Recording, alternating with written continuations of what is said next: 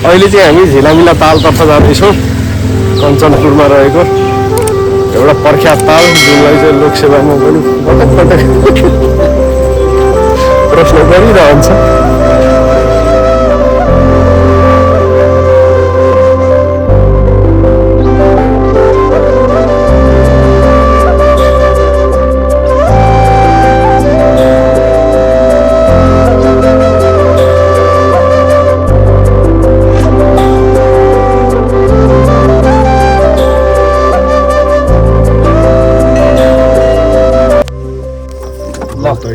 अब हामी यहाँबाट चाहिँ हामीलाई स्क्याम हान्नु है, स्क्याम हान्नु स्क्याम हानेको कस्तो लाग्यो? रसभेट देखाएर कसार खुवाए जस्तो भइगयो। यहीँ सेफली हुन्छ। हामी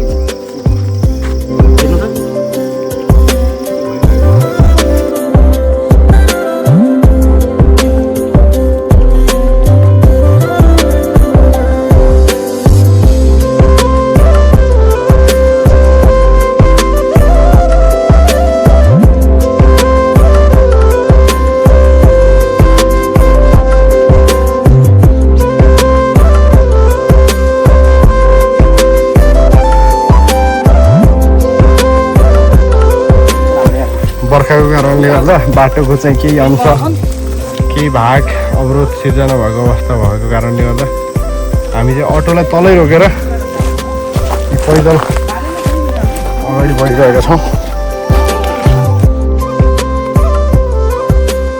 अहिले उहाँ पारि देखेको दृश्य चाहिँ डडेलधुराको हो। यो हामीले डडेलधुरा पनि देख्न सक्नुहुनेछ। आहा, डडेलधुरा पनि राम्रै रहेछ त।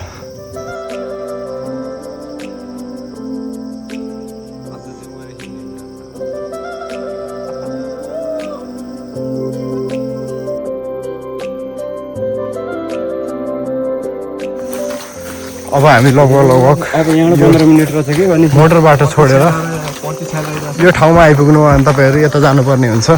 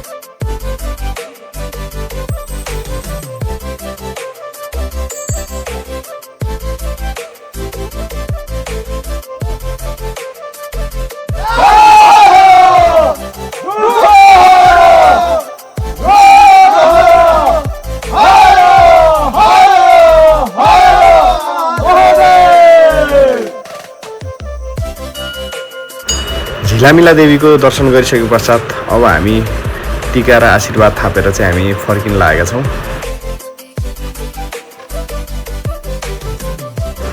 यदि तपाईँहरू पनि कञ्चनपुरको महेन्द्रनगरबाट झिलामिला ताल आउँदै हुनुहुन्छ भने बाटोको बारेमा ज्ञान राख्नुहोला।